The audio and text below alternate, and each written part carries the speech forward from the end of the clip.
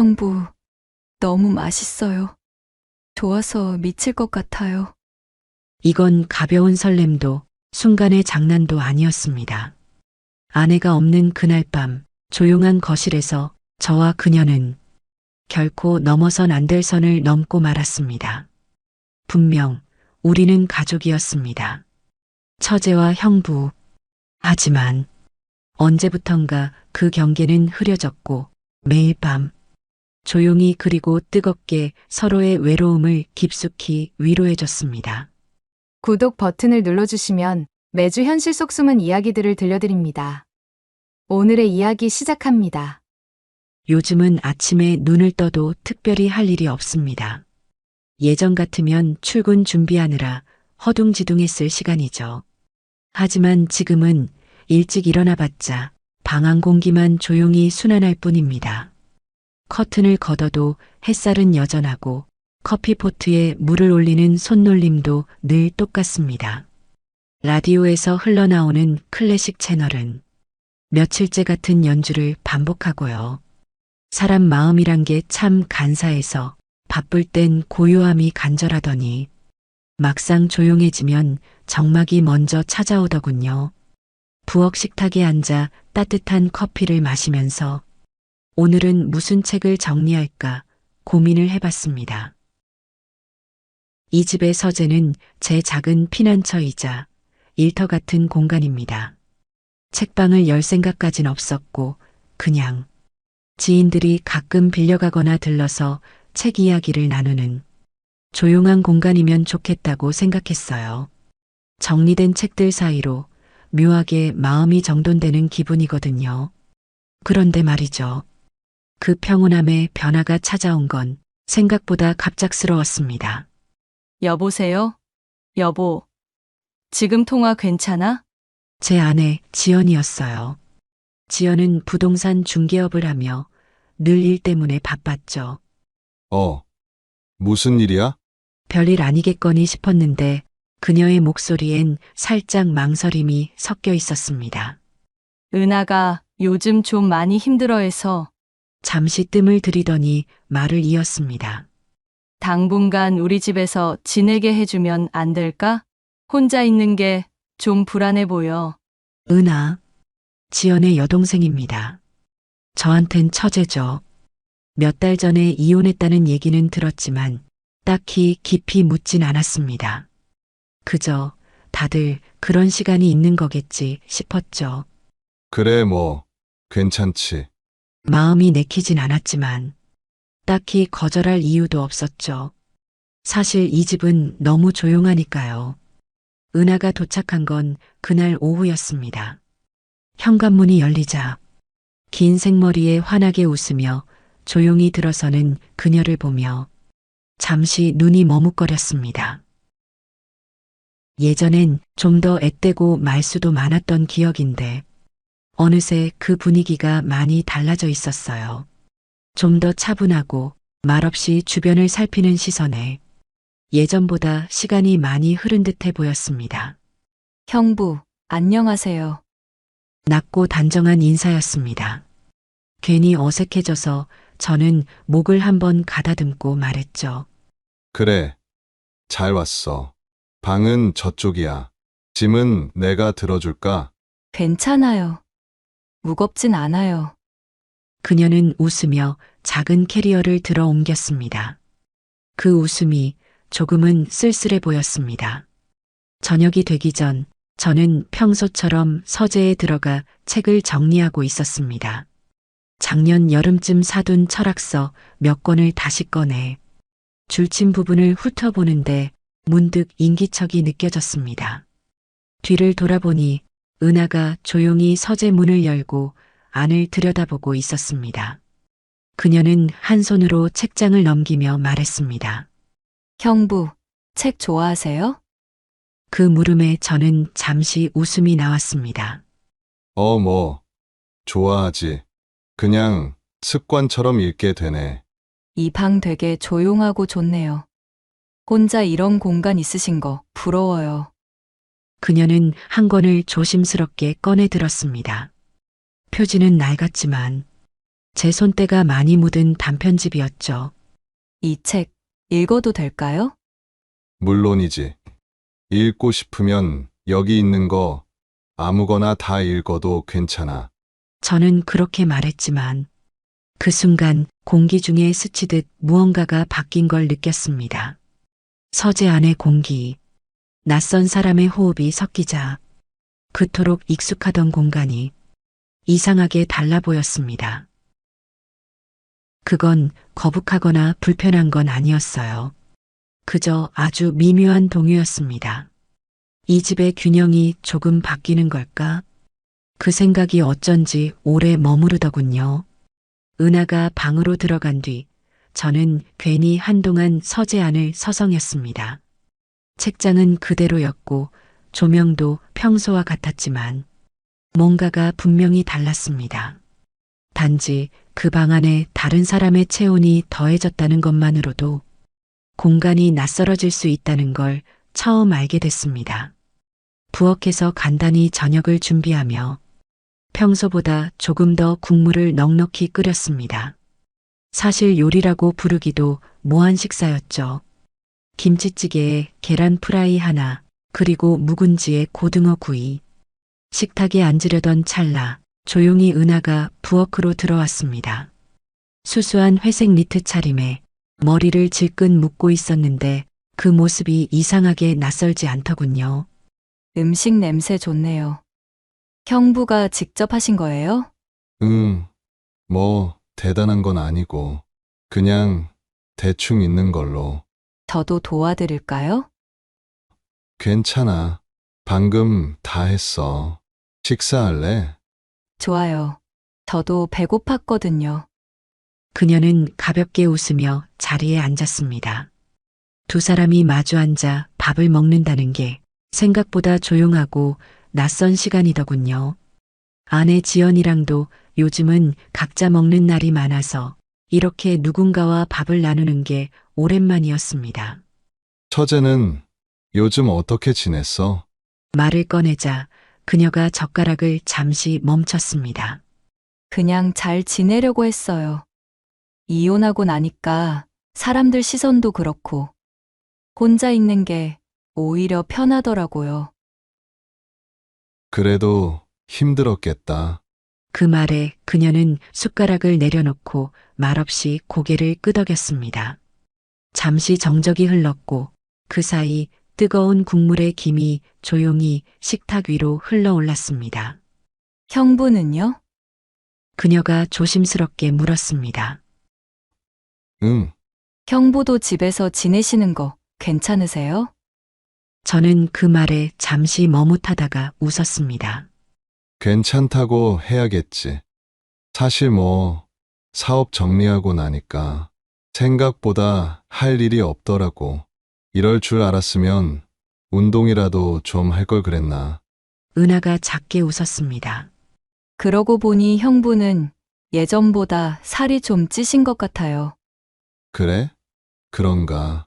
괜히 민망해서 고개를 돌렸죠. 식사 후 설거지를 하겠다고 나선 그녀를 말렸습니다. 내가 할게. 처제는 여기선 손님이잖아. 그 말에 그녀가 고개를 끄덕이더군요. 그럼 조용히 방에 들어가 있을게요. 책 읽고 싶어서요. 늦은 밤 거실 소파에 앉아 조용히 음악을 틀었습니다. 잔잔한 재즈 피아노가 흐르며 공간을 메웠지만 어딘가 귓가에 낯선 소리가 들리는 듯 했습니다. 방 안으로 들어간 그녀의 발소리, 물컵을 내려놓는 작은 소리, 창문을 여는 가벼운 바람 소리까지 그 모든 것들이 이 집 안에 새로운 리듬을 만든 것 같았어요. 사람 하나 더 있는 것뿐인데 이토록 공기가 바뀔 수 있다는 게 신기했습니다. 그날 밤은 쉽게 잠이 오지 않았습니다. 라디오에 불빛을 켜둔 채 서재 창밖으로 보이는 야경을 바라보다가 결국 책 한 권을 다시 꺼내 들었습니다. 그 책, 은하가 고른 그 단편집이었어요. 책갈피 사이에 그녀가 끼워둔 메모지 하나가 눈에 들어왔습니다. 짧게 쓰인 글. 이 이야기 마음에 들어요. 슬프지만 따뜻해서요. 그 문장 하나가 괜히 마음속을 오래 흔들어 놓았습니다. 아직은 낯선 이름, 은하라는 사람과 이 집이 어떤 하루를 만들게 될지 그건 저도 아직 잘 모르겠습니다. 요즘은 유독 새벽에 자주 깹니다. 자정쯤 잠들어도 꼭 한 번쯤은 눈이 떠지더라고요. 그날도 마찬가지였습니다. 새벽 4시쯤이었나 조용한 집안 어딘가에서 기척이 느껴졌습니다. 정확히 말하면 소리가 아니라 공기가 좀 달랐어요. 말로 설명하기 힘든 묘한 긴장감 같은 거요. 물을 마시려 부엌으로 나가던 길에 그녀의 방문이 아주 살짝 열려 있었습니다. 처음엔 그냥 바람 때문이겠거니 했죠. 근데 방문 틈 사이로 은하가 보였습니다. 레깅스를 들고 허리를 숙인 채 갈아입고 있었어요. 순간 숨이 턱 막혔습니다. 무슨 생각이 들었다기보단 그냥 멈췄다고 해야 하나요? 그녀는 혼자 있었고 나는 그걸 보고 있었습니다. 아무 의도 없이 본 거였지만 그렇다고 피할 타이밍도 놓쳐버렸고요. 그 짧은 몇 초가 마음을 어지럽히기 시작했습니다. 서둘러 고개를 돌리고 찬장 쪽으로 향했습니다. 왜인지 손이 살짝 떨렸어요. 얼마 후 현관문이 조용히 열리는 소리가 들렸습니다. 은하가 흰 티셔츠에 레깅스 바지를 입고 밖으로 나가더군요. 귀에는 헤드셋을 쓴 채로 뛰러 나가는 듯 했습니다. 밖은 여전히 조용했고 새벽 공기는 꽤 차가웠습니다. 저는 그 자리에 서서 창문으로 그녀의 뒷모습을 바라보게 됐습니다. 그러면 안 된다는 걸 알면서도 말이죠. 은하는 어둠이 가시지 않은 하늘 아래 마치 아무도 보지 않는 것처럼 집 앞에서 자연스러운 동작으로 몸을 풀고 있었습니다. 등을 젖히고 팔을 위로 뻗으며 호흡을 정리하는 모습. 그 모습을 왜인지 모르게 넋을 놓고 보고 있었죠. 운동을 오래 해서 잘 관리한 듯한 그녀는 매끈하고 탄탄했습니다. 어릴 적 육상과 필라테스를 했었다. 그녀가 예전에 그런 말을 했던 것 같아요. 지금 그 말을 되새기며 저는 또 다른 생각이 들고 말았습니다. 은하는 참 조용한 사람이에요. 잘 웃지도 잘 울지도 않고요. 근데 가끔씩 그 침묵 속에서 뭔가 터질 듯한 느낌을 줍니다. 그날 새벽도 그랬습니다. 그녀가 공원에서 러닝을 마치고 들어온 건 해가 완전히 뜨기 전이었습니다. 땀에 젖은 운동복 차림 그대로 조용히 부엌으로 들어왔어요. 저는 부엌 식탁에 앉아 마신 건지 아닌지도 헷갈리는 찬물 한 컵을 손에 들고 있었고요. 솔직히 좀 당황스러웠습니다. 말을 걸어야 하나 모른 척해야 하나 판단이 서질 않았거든요. 은하는 그런 저를 힐끔 쳐다보더니 땀에 젖은 머릿결을 쓸어넘기며 물을 마셨습니다. 형부, 일찍 깨셨네요. 전 밖에서 뛰고 왔어요. 새벽 러닝 좋더라고요. 아무 생각도 안 나고요. 그녀는 그렇게 말하며 천천히 숨을 골랐습니다. 땀에 젖은 레깅스와 물을 삼키는 목젖을 아무 생각 없이 바라보다 순간 눈이 마주쳤습니다. 잠깐이었지만 그 짧은 마주침이 꽤 오래 남더군요. 그래, 역시 부지런하네. 제 목소리는 제 예상보다 낮고 부드러웠습니다. 무슨 말을 더 해야 할지 몰라서 그런 말밖에 안 나왔죠. 은하는 가볍게 웃었습니다. 입꼬리만 살짝 올라가는 그 특유의 웃음. 요즘 생각이 많아서 그런지 새벽에 눈이 잘 떠져요. 그 말을 들으니 이상하게 제 마음이 쓰였습니다. 이혼한 처제. 혼자서 뭔가와 계속 싸우고 있는 얼굴이었습니다. 그녀의 눈빛에서 잠깐이나마 외로움이 비쳤던 것 같았고 그게 저한테까지 전해졌습니다. 그래도 너무 무리하지 마. 아침엔 아직 찬 기운이 남아있으니까. 제가 그렇게 말하자 은하는 고개를 끄덕이며 잔잔히 대답했습니다. 네, 형부. 걱정해 주셔서 감사해요. 그 말이 괜히 머쓱하게 들렸습니다. 은하는 물 한 모금을 더 마신 뒤 조용히 걸음을 옮겨 방으로 들어갔습니다.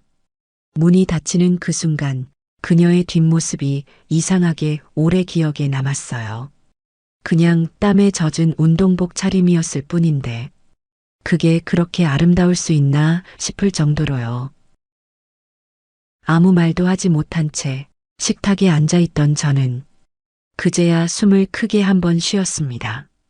그 숨은 어쩌면 미안함과 경계, 그리고 아주 작은 기대가 섞인 복잡한 한숨이었는지도 모르겠습니다. 다음 날 아침 저는 평소보다 조금 늦게 일어났습니다. 밤새 생각이 많아서 그런지 눈이 쉽게 감기지 않았거든요. 은하가 새벽에 나갔다 들어온 그 장면이 자꾸 머릿속에서 반복 재생처럼 떠올랐습니다. 부엌으로 나가니 식탁 위에 무언가 조심스레 놓여 있었습니다. 바삭하게 구운 식빵 2조각, 그리고 따뜻한 블랙커피 한 잔. 그 옆에는 손글씨로 쓴 쪽지가 하나 놓여 있었죠. 형부, 혹시 산책 가실래요? 단지 옆 공원 벤치에 있을게요. 내키시면 나오세요. 은하. 그 손글씨를 보는데 괜히 마음이 서늘하고 또 따뜻했습니다. 한참을 망설였죠. 나가야 할까? 그냥 안 나가는 게 맞나? 하지만 이상하게도 제 발은 어느새 신발장 앞에 가 있더군요. 슬리퍼를 벗고 운동화를 꿰어 신으며 저도 모르게 웃고 있었습니다. 공원은 이른 아침이라 그런지 조용했습니다. 은하는 벤치에 먼저 앉아 있었어요. 옅은 회색 후드와 레깅스 차림에 머리는 질끈 묶고 손엔 텀블러를 들고 있었습니다. 제가 다가가자 조용히 인사를 건넸죠. 형부 오셨어요? 안 나오실 줄 알았는데요. 그러게. 나도 안 나올 줄 알았는데 나왔네. 저는 그렇게 말하며 조심스럽게 그녀 옆에 앉았습니다. 바람이 살짝 불어 나뭇잎이 사각사각 흔들렸습니다. 은하는 커피를 한 모금 마시더니 조용히 말했어요. 이 벤치에 혼자 앉아 있는 거 많이 해봤어요. 결혼하고 나서도 그 전에도 혼자 앉아 있는 게 제일 편했거든요. 그 말에 저는 아무 대답도 하지 못했습니다. 괜히 입만 다물고 눈앞의 나무만 바라봤죠. 형부는 혼자 있는 시간 좋으세요? 그녀의 질문에 저는 천천히 고개를 끄덕였습니다. 좋아했었지. 혼자가 편하고 조용한 게 좋았는데 사람이 많으면 어지러워서 요즘은 그게 좀 무겁게 느껴져. 왜요? 글쎄, 처음엔 고요해서 좋았는데 이젠 고요한 게 공허하다고 느껴질 때가 있거든. 말을 하면서도 이상했어요. 이런 이야기를 누군가에게 한 게 도대체 몇 년 만인지 모르겠더라고요. 은하는 그 말을 듣고 아무 말 없이 고개만 끄덕였습니다. 조용했어요. 하지만 그 침묵이 전혀 불편하지 않았습니다. 오히려 이상하리만큼 편안했죠. 우리는 한동안 아무 말 없이 그 자리에 앉아 있었습니다. 마치 각자의 고요함을 꺼내놓고 공유하는 것처럼요. 은하가 먼저 자리에서 일어났습니다. 형부, 우리 같이 걸어요. 짧은 한마디에 저도 묵묵히 따라섰습니다. 단지 옆 공원 산책길은 아침 햇살이 부드럽게 퍼져 있었습니다. 길가에 핀 작은 들꽃들, 이슬에 젖은 흙 냄새. 그 모든 게 낯설면서도 익숙했죠. 우리는 나란히 걸었지만 그 사이엔 아주 얇은 투명막 같은 게 있었습니다. 닿을 듯 말 듯 말을 하려다 멈추는 그런 거리감. 한참을 그렇게 걷다가 은하가 조용히 입을 열었습니다. 형부, 전 왜 이렇게 바보 같았을까요? 그 말에 저는 고개를 돌려 그녀를 바라봤습니다. 그녀는 앞만 보며 천천히 말을 이어갔습니다.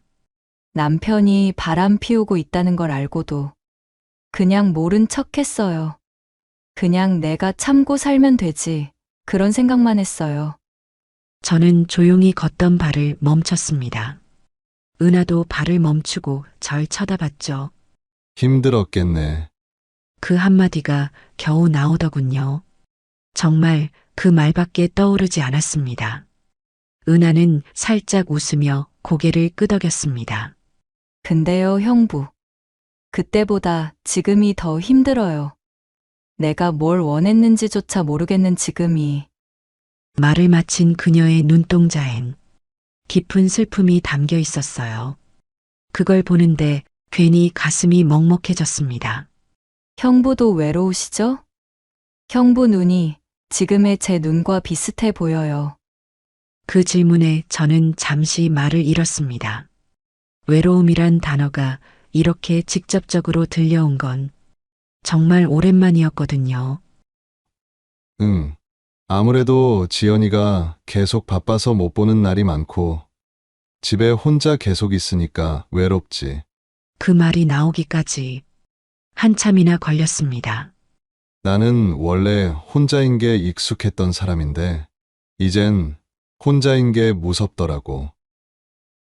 그 말이 제 입에서 나왔을 때 은하는 아무 말 없이 다시 걸음을 옮겼습니다. 그녀의 뒷모습을 바라보면서 문득 그런 생각이 들었습니다. 내가 지금 이 거리만큼 그녀에게 다가가도 괜찮을까? 아니, 그녀도 그런 걸 바라고 있는 걸까? 우리는 다시 벤치로 돌아와 잠시 더 앉아 있었습니다. 햇살이 점점 높아지며 벤치 위로 따뜻한 그림자를 드리웠습니다. 형부, 오늘 같이 걸어주셔서 고마워요. 그녀가 그렇게 말하며 고개를 숙였고 저는 잠시 그녀의 옆모습을 바라보다 그냥 웃으며 고개를 끄덕였습니다. 처제, 다음에 또 나올 거지? 그 말에 그녀는 조금 놀란 듯 고개를 들더니 작게 웃었습니다. 네, 형부가 나오시면요. 그렇게 조용히 웃으며 마주본 순간 우리 사이의 거리감은 조금씩 아주 천천히 좁혀지고 있었습니다. 요즘 아침이면 면도부터 먼저 하게 됩니다. 하루쯤 거르고 싶을 때도 있었는데 요즘은 거울 앞에 서는 시간이 길어졌죠. 와이셔츠를 입을까, 그냥 반팔을 입을까, 별것 아닌 고민도 신경이 쓰입니다.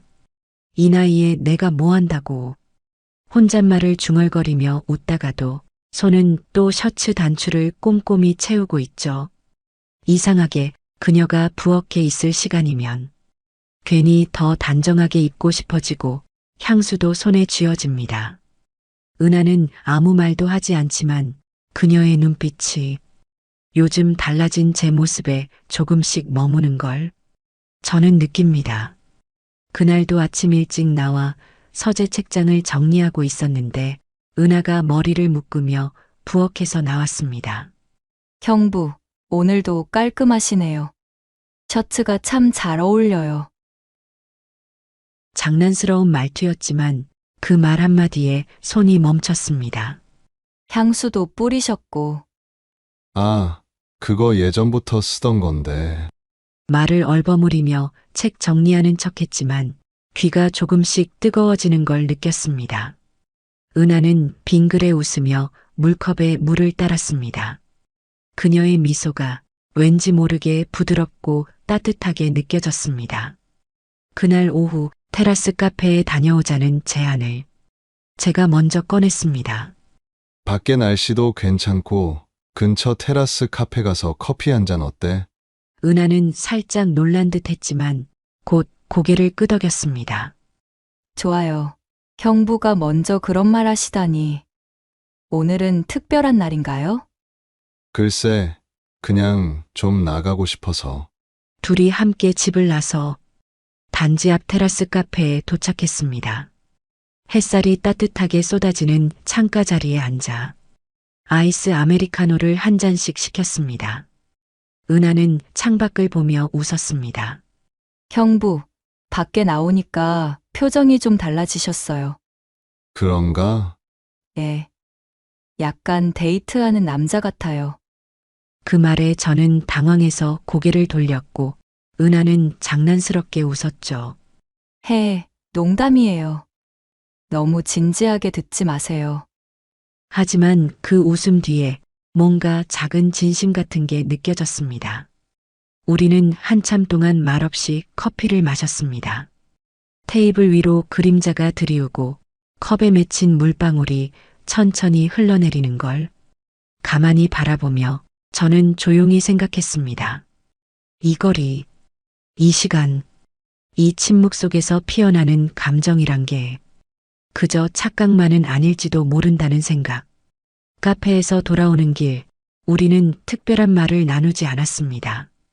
하지만 묘하게 조용한 그 시간이 저는 꽤 편안하게 느껴졌습니다. 단지 입구쯤에서 은하가 먼저 입을 열었습니다. 형부, 예전보다 훨씬 말씀이 많아지셨어요. 저는 멈칫했죠. 그랬나? 예. 제가 기억하는 형부는 늘 말수 적고 무표정이셨는데요. 은하는 장난스럽게 눈을 찡긋하며 말을 이었습니다. 요즘은 웃기도 하시고 질문도 하시고 뭐랄까 좀 따뜻해지셨어요. 그 말이 이상하게 기분 좋게 가슴에 남았습니다. 집에 도착하니 역시 지연은 없었습니다. 아마 또 일하러 나간 모양이었습니다. 이젠 당연한 듯 은하와 저만 있는 집. 은하는 거실 소파에 앉아 책을 펼쳤고 저는 그 모습을 멀리서 바라보다가 그녀 옆에 슬쩍 앉았습니다. 무슨 책 읽어? 어른의 시간이요. 그냥 제목이 좋아서요. 책 표지를 내밀며 웃던 은하의 얼굴이 햇살에 부드럽게 물들어 있었습니다. 형부는 요즘 무슨 책 읽으세요? 은하가 물었습니다. 요즘은 잘 안 읽어. 자꾸 생각이 많아져서. 은하는 책을 덮고 저를 바라보았습니다. 무슨 생각이요? 어떤 감정이 시간이 지나면 없어질 줄 알았거든.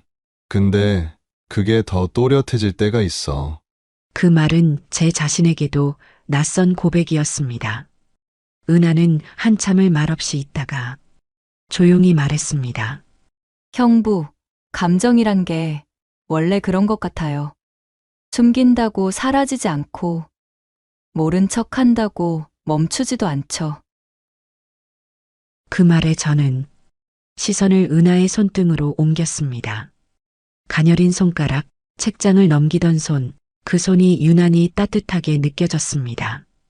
그날 저녁 은하가 식탁을 정리하고 있을 때 제가 다가가 조용히 말했습니다. 처제, 예, 고마워. 그냥 요즘 누군가랑 이렇게 얘기 나눌 수 있어서. 은하는 잠시 고개를 숙이다가 작게 웃었습니다. 저도요. 형부랑 얘기하는 거 좋아요. 시간도 잘 가고. 그 순간 그녀의 말투와 눈빛에서 분명히 무언가가 스쳤습니다. 그건 설렘일 수도, 긴장일 수도, 혹은 둘 다일지도 모르는 감정.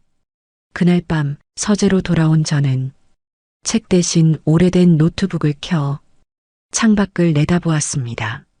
창문 너머 밤하늘의 별, 그리고 바람에 흔들리는 커튼 너머의 방. 그곳에 머무는 은하의 존재가 이제는 너무 익숙해져 버렸다는 사실에 조금은 두려워졌습니다. 어느 날 아침 형부 러닝 같이 뛰실래요? 식탁에 앉아 샐러드를 먹던 은하가 무심하게 그런 말을 건넸습니다. 제가 아침마다 혼자 뛰는 거 눈치채셨죠? 그녀는 씩 웃었습니다. 그게 보기 좋더라. 저는 솔직히 말했습니다. 형부도 운동 좀 하셔야죠. 맨날 책상 앞에만 앉아 계시잖아요. 그렇게 우리는 처음으로 함께 달렸습니다. 단지 안을 천천히 한 바퀴, 서툰 발걸음의 숨은 조금 찼지만 기분은 이상하게도 가벼웠습니다. 형부, 숨 고르세요. 이렇게. 은하가 손을 올려 제 어깨를 톡톡 두드리며 말했습니다. 후, 길게. 좋아요. 그거예요. 그녀의 손끝에서 전해지는 체온이 이상하게 오래 남아 있었습니다. 운동을 마친 후 우리는 각자 샤워를 했고 그날 저녁 거실에서 다시 마주 앉았습니다. 소파에 앉아 은하는 다리를 살짝 웅크린 채 손에는 맥주캔을 들고 건네며 말했습니다. TV 보실래요? 그래. 은하가 틀어놓은 건 오래된 연애 드라마였습니다. 배우들의 느릿한 대사, 화면 가득한 클로즈업, 정적과 숨소리로 채워진 장면들, 맥주 한 캔, 두 캔이 오가며 우리는 어느샌가 어깨를 맞대고 있었습니다. 형부, 응. 이렇게 앉아 있으니까 이상하네요. 뭐가? 그냥요. 어색하지도 않고 편해서. 그녀가 머리를 제 어깨에 살짝 기댔습니다. 순간 심장이 한 박자 늦게 반응했습니다. 처제 잠깐만. 이래도 돼. 그녀는 천천히 고개를 들어 제 얼굴을 바라보았습니다. 형부는요? 안 돼요? 아니면 하고 싶지 않아요? 순간 말을 잃었습니다. 그녀의 눈빛, 그 안에 맺혀 있는 말들과 조용히 내쉬는 숨결이 제 모든 경계를 천천히 무너뜨리고 있었습니다. 저는 아무 말도 하지 못한 채 그녀의 눈을 바라봤습니다. 그 눈 안에 담긴 건 슬픔도 외로움도 아닌 아주 깊은 용기가 보였습니다. 은하가 먼저 몸을 조금 틀어 제 무릎 가까이로 다가왔습니다. 형부가 먼저 안아주셔도 돼요. 아니면 제가 먼저 안을게요. 그 말에 저는 조용히 맥주캔을 탁자 위에 내려놓고 허리를 곧게 폈습니다. 무언가 말해야 했지만 입술이 떨어지지 않았습니다. 결국 그녀가 먼저 조심스럽게 제 팔을 감싸 안으며 얼굴을 가까이 댔습니다. 은하의 숨결이 제 뺨에 스치던 그 순간 모든 이성의 줄이 끊어지는 소리가 안쪽에서 울렸습니다. 천천히 저는 그녀의 허리에 손을 올렸습니다. 그녀는 눈을 감았고 저 역시 망설이다가 아주 짧고 그러나 깊게 그녀의 입술에 닿았습니다. 입맞춤은 어느 누구도 먼저 움직이지 않았습니다. 그저 오랫동안 참아온 감정들이 천천히 흘러나와 입술에 닿은 듯 했습니다. 형부, 은하가 속삭였습니다. 우리 후회하겠죠? 모르겠어. 지금은 그냥 아무 생각이 안 들어. 그녀는 제 가슴팍에 조용히 얼굴을 묻었고 저는 떨리는 손으로 그녀의 머리카락을 쓸어내렸습니다. 거실에 흐르던 TV 소리는 어느새 꺼져 있었고 남은 건 서로의 숨소리뿐이었습니다. 긴 침묵 속에서 우리는 같은 생각을 하고 있었던 것 같습니다. 이건 해선 안 되는 일이다. 하지만 동시에 이건 너무도 하고 싶었던 일이다. 그날 밤 우린 서로의 외로움을 위로했습니다.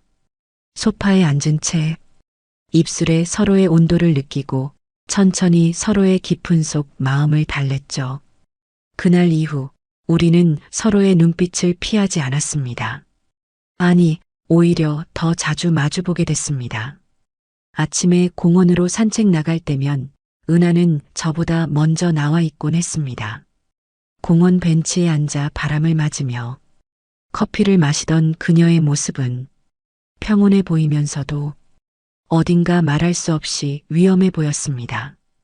그런데 그 위험이 이상하게도 저를 더 끌어당겼습니다. 형부, 오늘 날씨 좋죠? 그러게. 아침 공기가 참 좋네. 서로 평범한 말을 주고받으면서도 그 말 끝에는 늘 전날 밤의 기억이 서려 있었습니다. 아내 지연은 요즘 부동산 일이 잦아졌다고 했습니다. 아침 일찍 나갔다가 늦은 저녁에야 들어오는 날이 많아졌고 우리 둘만의 시간이 점점 늘어났습니다. 부엌 조리대에 나란히 서서 커피를 내리는 순간에도 은하의 팔꿈치가 제 옆구리에 스칠 때면 심장이 괜히 두근거렸습니다. 가끔 베란다 의자에 앉아 같이 햇빛을 쬐는 시간이 있었습니다. 그럴 땐 그녀가 가만히 말하곤 했습니다. 형부, 우리 이러면 안 되는 거죠? 그래, 안 되는 거지. 근데 왜 자꾸 멈추기 싫을까요? 저는 대답 대신 눈을 감았습니다. 그리고 그녀의 손이 제 손등을 천천히 덮을 때 아무 말도 하지 않았습니다. 오히려 그 조용한 스킨십이 지금 우리가 처한 상황보다 훨씬 더 진실하게 느껴졌습니다. 옥상에 바람 쐬러 올라갔을 때 은하가 갑자기 뒤에서 말을 걸었습니다. 형부나, 진짜로 괜찮을까요? 그녀는 제 옆에 서서 자신의 머리를 쓸어 넘기며 말했습니다. 그 작은 행동조차도 이상하게 감각적으로 느껴졌습니다. 형부, 그녀가 조용히 제 쪽을 바라보며 말했습니다. 우리 잘못된 거 맞죠? 그 순간 저는 망설였습니다. 하지만 거짓말은 하지 못했습니다. 그래도 난 좋았어. 은하는 웃지 않았습니다. 다만 조용히 고개를 끄덕였고 그 눈빛엔 슬픔과 기쁨 그리고 무언가 더 깊은 것이 섞여 있었습니다. 우리는 그날 옥상에서 내려와 공원으로 향했고 햇살 아래에서 조용히 앉아 있었습니다. 바람이 잔잔히 불고 살랑이는 나뭇잎 그림자가 바닥을 천천히 흘러갔습니다. 저는 느꼈습니다. 이 관계는 틀렸다. 하지만 너무나도 따뜻했다. 형부, 오늘도 할까요? 그녀가 그렇게 묻는 날이면 제 마음은 늘 똑같은 결론에 닿았습니다. 이젠 부엌 조리대에 나란히 서서 커피를 타는 일조차 하나의 징후처럼 느껴졌습니다. 컵을 건네주며 손끝이 닿을 때 우리는 웃지 않았습니다. 그저 눈빛을 나눴습니다. 아무것도 약속하지 않았지만 그 눈빛만으로 충분했습니다. 어느 날은 거실에서 은하가 매트를 깔고 누웠습니다. 요가를 하듯이 몸을 느리더니 제 쪽으로 고개를 돌려 웃었습니다. 형부, 여기 와서 같이 해요. 저는 그녀의 옆에 앉아서 그녀가 알려준 대로 숨을 들이쉬고 길게 내쉬며 천장을 올려다봤습니다.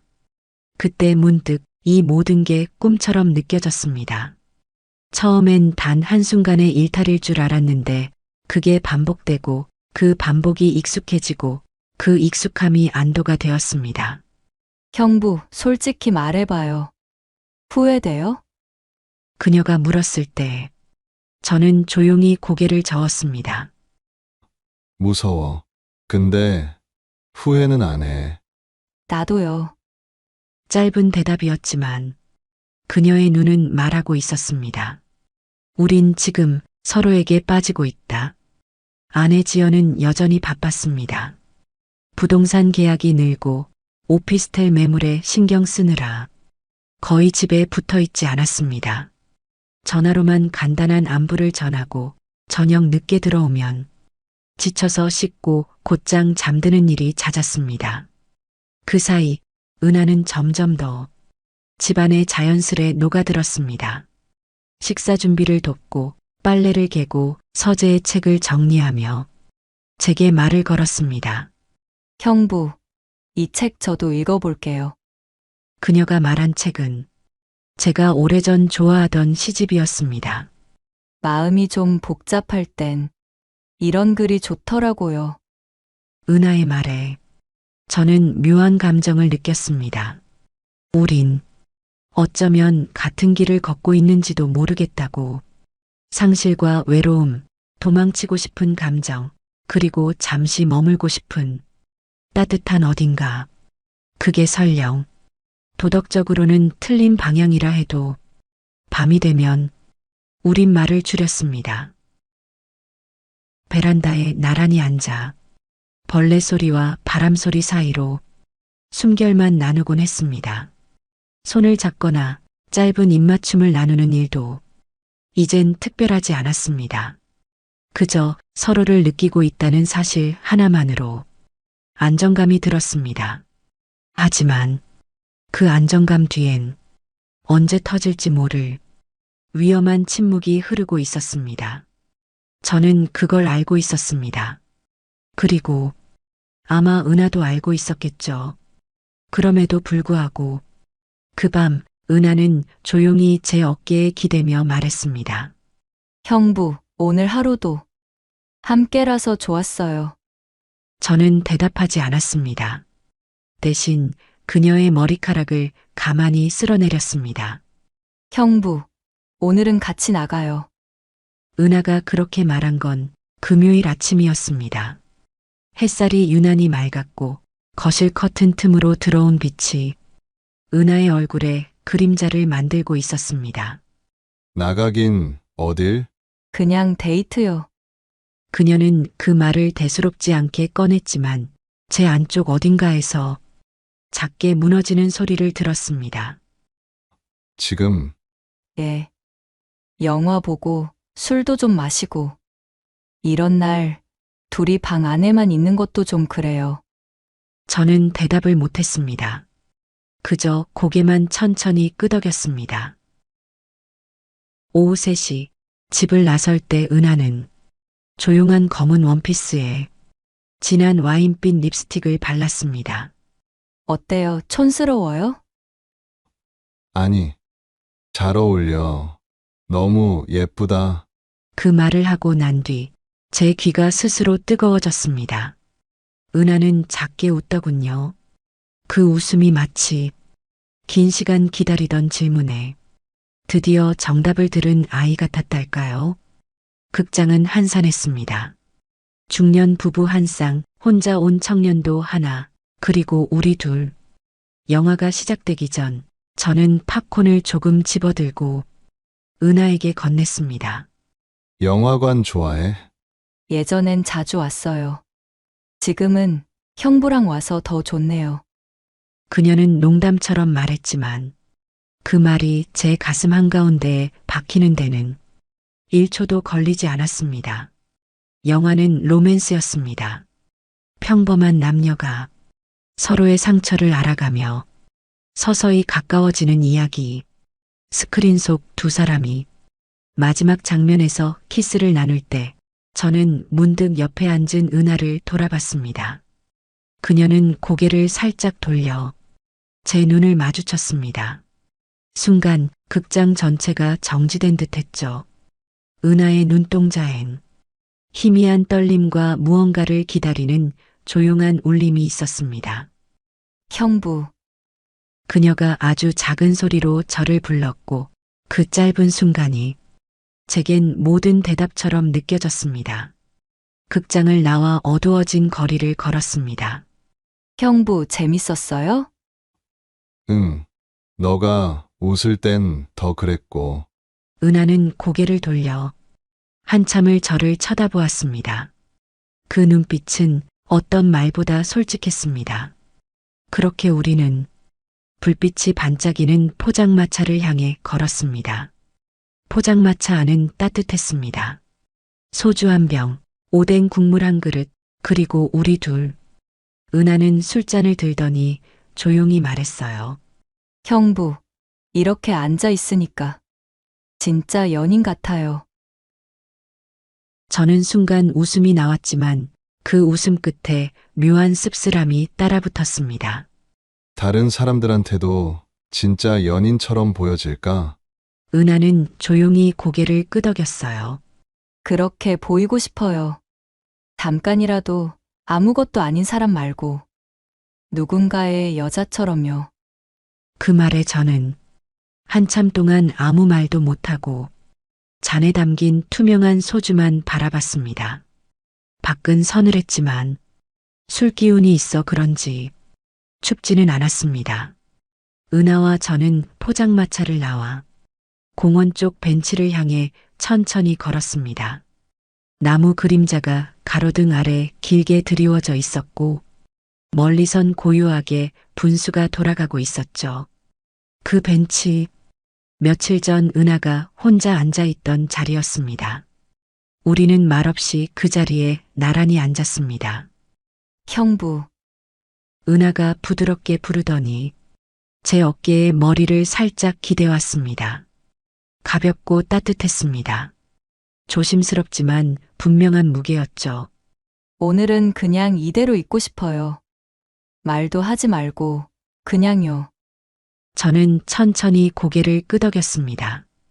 무슨 말이라도 하면 이 밤이 깨질 것 같았거든요. 그렇게 한참을 앉아 있었고 은하는 조용히 제 손등 위에 자기 손을 얹었습니다.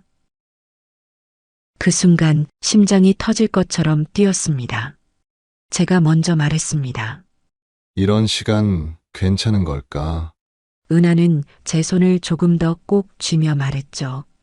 형부가 후회하면 안 괜찮은 거고, 기억하고 싶으면 괜찮은 거예요.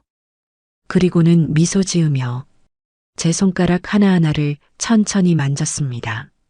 그 손끝이 말보다 솔직했습니다. 그날 밤 우리는 돌아오는 길에도 말을 거의 하지 않았습니다. 하지만 말보다 깊은 대화가 서로의 체온을 통해 오가고 있었습니다. 은하는 현관 앞에서 조용히 말했어요. 내일도 같이 나가요. 저는 그저 고개를 끄덕였습니다. 대답은 이미 가슴속에서 나와 있었거든요. 다음 날 저녁 하늘은 붉게 물들었지만 집안은 묘하게 싸늘했습니다. 불을 켜기도 전에 은하는 조용히 식탁에 수저를 놓았고 지연은 휴대폰을 손에서 떼지 않았습니다. 그녀의 눈동자엔 익숙하지 않은 빛이 깃들어 있었지요. 마치 뭔가를 다 알고 있다는 듯한 눈빛. 은하야, 저녁 준비 다 됐니? 지연이 부엌으로 고개를 돌리며 물었을 때 은하는 잠깐 멈칫하다가 응, 언니. 금방 끝나. 하고 조용히 대답했습니다. 그 목소리엔 분명 평소와 다른 떨림이 있었고 저는 그것을 못 들은 척 했습니다. 그날 식탁 위엔 된장찌개에 고등어구이 그리고 지연이 평소 좋아하던 묵은지전이 올라왔습니다. 은하가 만든 거였습니다. 하지만 그날따라 지연은 젓가락을 들고도 반찬에 손을 대지 않았습니다. 식탁에 앉은 셋은 말없이 밥을 씹었고 저는 그 정적이 너무나 무거워 물컵을 두세 번이나 들었다 놨다 했습니다. 그러다 지연이 은하를 뚫어지게 바라보며 물었습니다. 요즘 기분은 괜찮아? 응, 언니. 아침에 러닝도 하고 있어. 혼자? 응, 혼자. 그 짧은 질문 하나에 은하가 젓가락을 놓았습니다. 저는 물을 한 모금 넘긴 채 눈치만 살폈습니다. 은하는 마주보지 못한 채 그저 밥알만 적고 있었습니다. 그 순간 지연의 손에서 휴대폰이 조용히 식탁에 내려졌습니다. 그리고 화면 위엔 낯익은 장면과 음성이 들렸습니다. 형부, 후회 안 해요? 그때처럼 같이 맥주 마실래요? 우리 이대로 괜찮겠죠? 난 후회는 안 해. 이젠 멈출 수 없어. 그 영상들이 지연이 몰래 설치한 홈캠을 통해 휴대폰에 깔려 있었습니다. 느낌이 쎄해서 몰래 홈캠 설치해놨어. 형부라고 부르긴 부르더라. 참 다정하게. 지연의 목소리는 한없이 낮고 담담했지만 그 안에 담긴 건 분노 그 자체였습니다. 은하는 숨을 들이켰고 저는 입술을 굳게 다문 채 눈을 감았습니다. 외롭지. 그래서 너가 더 좋아. 그 영상 속 제 목소리가 제게 벼락처럼 박혔습니다. 형부가 향수 뿌리면 더 설레요. 형부랑 소파에서 잠드는 거 좋아요. 이어서 나오는 은하의 음성에 지연은 휴대폰을 식탁 위에 내던졌고 은하는 그대로 고개를 숙였습니다. 언니, 미안해. 그 말이 끝나기도 전에 지연의 손이 은하의 뺨을 세게 내리쳤습니다. 미안. 이게 미안하면 끝날 짓이니? 넌 우리 가족이야. 내 동생이란 말이야. 식탁 위의 그릇들이 와르르 흔들렸고 저는 자리에서 벌떡 일어나 지연아, 진정해. 내가 잘못했어. 하며 손을 내밀었지만 지연은 저를 똑바로 바라보며 고개를 저었습니다. 아니, 예. 은하도 물론 잘못했지. 근데 넌 더러워. 너는 더 최악이야. 그 말 한마디가 저를 그대로 주저앉게 했습니다. 머릿속이 하얘지더군요. 그 자리에 무릎 꿇은 채 아무 말도 할 수 없었습니다. 숨이 코끝에서만 턱턱 막히는 것 같았어요. 은하는 지연을 똑바로 보지 못하고 고개만 숙인 채 말했어요. 언니, 정말 미안해. 정말, 진심으로. 지연은 그 말에 미소 비슷한 걸 지었지만 그건 웃음이라기보단 깊은 체념이었습니다. 진심? 이제 와서? 언니 남편이랑 그 짓하고? 너 참 뻔뻔하다. 너가 어쩌다 이렇게 된 거니? 그녀는 거칠게 등을 돌리며 안방으로 들어갔고 문이 퍽 하고 닫혔습니다. 그 문소리가 집 전체를 두 동강 내는 것 같았어요. 은하는 그 자리에 멍하니 앉아 있다가 천천히 몸을 일으켰습니다.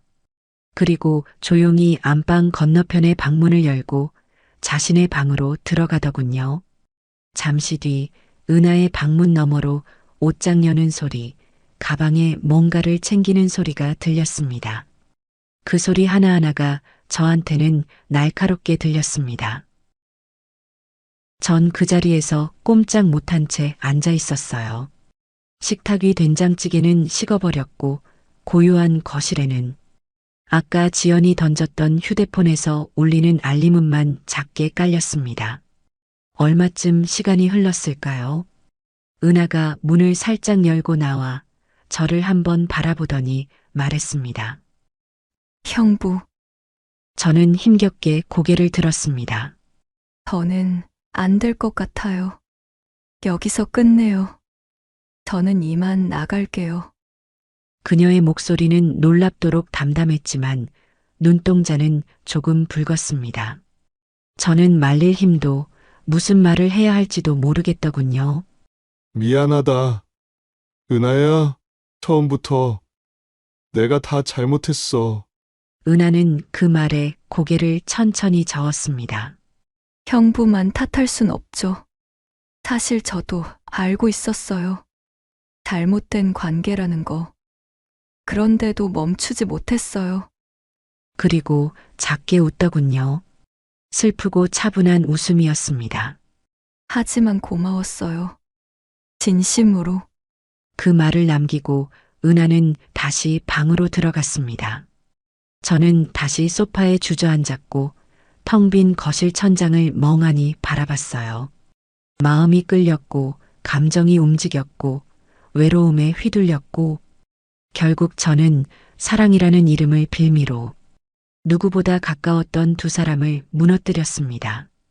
그날 밤 저는 한숨도 잘 수 없었습니다. 방 안의 시계 소리마저 날카롭게 들렸고 현관문 너머 은하가 떠나는 발자국이 들려올까 두려웠습니다. 하지만 그보다 더 두려운 건 내일 아침이 오는 것이었습니다. 은하가 없는 아침, 지연도 없는 집안, 누구의 인기척도 없는 거실과 그 텅 빈 공기 속에서 혼자 깨어나는 아침을 도저히 상상할 수가 없었습니다. 몇 번이고 일어나 거실로 나갔다가 또 조용히 안방 쪽을 향해 귀를 기울이다가 창 너머로 컴컴한 하늘을 바라보다가 결국 새벽 5시가 넘어서야 소파 끝에 털썩 주저앉은 채 무릎 위에 머리를 얹고 말았습니다. 마치 누군가에게 기대는 것처럼요. 아침은 그렇게 잔인하게 밝았습니다. 주방 쪽에서 들려오는 작은 소리 하나에도 심장이 쿵 내려앉는 것 같았어요. 부엌에 나가보니 은하는 고요히 설거지를 하고 있었습니다. 무표정한 옆모습, 그녀의 짐은 현관 옆에 정갈하게 정리되어 있었습니다. 가방 2개, 작은 캐리어 하나. 그걸 보고 저는 또 숨이 가빠지더군요. 은하야, 제가 조심스럽게 부르자 그녀는 고개를 돌려 조용히 웃었습니다. 이제 가야죠. 그 말이 그녀의 입에서 너무도 담담하게 나와서 더 아팠습니다. 저는 그녀의 짐 한쪽을 들며 말했죠. 택시 부르자. 그냥 차로 데려다 줄까? 그녀는 잠깐 망설이더니 고개를 저었습니다. 아니에요. 괜찮아요. 제가 알아서 할게요. 그 순간 저는 그녀가 저보다 훨씬 어른스러워졌다는 걸 느꼈습니다.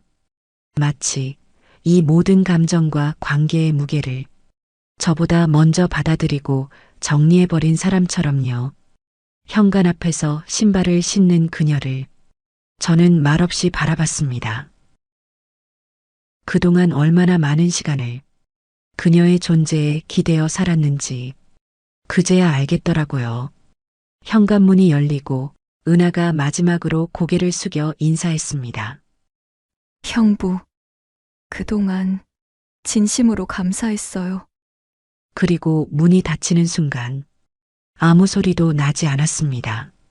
심지어 도어락 소리조차 귀에 들어오지 않았습니다. 오직 제 심장 박동 소리만 고요한 집안에 울려 퍼지고 있었습니다. 현관문이 닫힌 후 한참 동안 저는 그 자리에서 꼼짝하지 못했습니다. 아무 일도 없었던 것처럼 집안은 고요했지만 그 고요가 제겐 너무도 낯설게 느껴졌습니다. 손끝이 허전했습니다. 몸 전체가 붕 뜬 듯한 이 느낌, 마치 이 집에서 누군가의 체온이 통째로 사라진 듯했죠.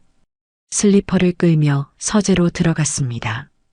책상 위엔 제가 마지막으로 정리하다 덮어놓은 두꺼운 철학책 한 권, 그 옆에 은하가 며칠 전까지 마시던 반쯤 비워진 물병이 조용히 남아있더군요. 잠시 멈춰서 있다가 은하가 쓰던 작은 서랍장을 천천히 열어봤습니다.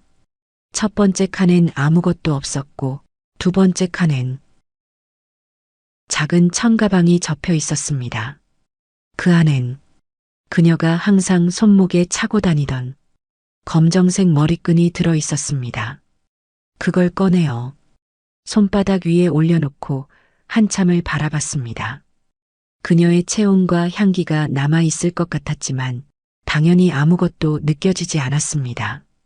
그래도 그 작은 물건 하나가 그녀의 모든 웃음과 눈빛, 숨결까지 다 품고 있는 것 같아 함부로 다시 넣을 수가 없었습니다. 창밖으론 늦은 봄 햇살이 비쳐들고 있었습니다. 그 밝은 빛이 오늘따라 왠지 모르게 차갑게 느껴졌습니다. 저는 조용히 그녀의 머리끈을 손목에 감아봤습니다. 그녀가 했던 방식 그대로 희한하게도 그 순간 눈물이 났습니다. 거칠게 쏟아지는 눈물이 아니라 참기 힘든 묵직한 무너짐이었습니다. 그동안 제가 안고 있었던 감정의 무게가 한꺼번에 쏟아진 것 같았습니다. 은하야, 저도 모르게 중얼거리며 책상에 기대 앉았습니다. 그녀는 정말 떠났고 이제 이 집에는 우리라는 단어는 사라졌습니다. 하지만 저는 압니다. 이 집 곳곳에 그녀의 냄새, 숨결, 그리고 제가 지우지 못한 감정이 아직 남아있다는 걸요. 그렇게 하루가 흘렀고 지연은 저에게 이혼 서류를 집어던지고 집을 나갔습니다. 저는 그 순간 변명을 할 수도 붙잡을 용기도 나지 않았어요. 또 하루가 지나갔습니다. 시간은 아무렇지 않게 흘러가는데 저만 그 자리에 멈춰 서 있는 기분이었습니다. 그녀가 남긴 물건 하나를 서랍에 넣지도 못한 채 매일 그것을 손에 쥐고 앉아 있는 제 모습을 거울로 바라보면서 이런 생각을 했습니다. 그건 단순히 외로움에 의한 착각이었을까? 아니면 정말 사랑이었을까? 아직도 답을 못 찾겠습니다. 아침 공기가 참 맑았습니다. 햇살은 부드럽게 퍼져 있었고 은하와 자주 가던 그 공원길은 예전보다 더 조용하게 느껴졌습니다. 운동화 끈을 고쳐매고 은하와 같이 하던 스트레칭을 간단히 했습니다. 예전 같으면 이쯤에서 멈췄을지도 모릅니다. 하지만 오늘은 꼭 뛰고 싶었습니다. 그녀와 함께 달리던 그 길, 은하가 웃으며 먼저 달리던 그 옆길, 그때의 숨소리, 짧은 대화, 그리고 늘 비슷한 속도에 맞춰 걸었던 리듬까지. 이상하죠. 혼자 달리면서도 누군가가 옆에서 같이 숨쉬고 있는 듯한 그런 착각이 들었습니다. 형부, 호흡은 길게. 천천히 뱉으세요. 그녀의 목소리가 귓가에서 생생하게 들려오는 듯 했죠. 공원 호숫가에 이르러 잠시 멈췄습니다. 호수 위에 바람이 살짝 일렁였고 햇빛이 수면 위로 반짝이며 흔들렸습니다. 저는 숨을 크게 들이마셨습니다. 그리고 천천히 내쉬었습니다. 그녀가 가르쳐줬던 그 호흡법을 그대로 따라하며 몸을 편안히 하고 벤치에 앉았습니다. 그 벤치, 우리가 마지막 데이트 후 앉아서 조용히 마주봤던 그 자리. 그녀가 제 머리카락을 만져주며 말없이 미소 지었던 그 순간, 그 땀 냄새, 봄바람, 그리고 그녀의 손끝 온기까지 모두 다시 떠올랐습니다. 형부도 외롭죠? 그녀가 건넸던 그 짧은 문장 하나가 지금도 가슴속 깊이 박혀 있었습니다. 그 말 속에는 수많은 감정이 담겨 있었죠. 동정도, 유혹도, 위로도 아니었습니다. 그저 같이 외롭다는 그 사실 하나만으로 서로를 바라봤던 그 눈빛. 지금 생각하면 그게 바로 사랑이었는지도 모르겠습니다. 말하지 못했지만 사랑이라는 이름을 속으로 꺼내 들었던 순간 벤치 옆 풀숲에 흰색 작은 꽃이 피어 있었어요. 그 꽃잎이 은하가 즐겨 입던 운동복의 색깔과 비슷해서 잠시 웃음이 나왔습니다. 은하야, 너는 지금 어디서 무슨 생각을 하고 있을까? 그렇게 속으로 말을 걸다 보니 문득 그날 밤 서랍 속에서 꺼낸 그녀의 머리끈이 생각났습니다. 지금도 그걸 제 손목에 감고 있었죠. 차갑지도 무겁지도 않은 그 고리 하나가 왜 이렇게 따뜻하게 느껴졌는지 저도 잘 모르겠습니다.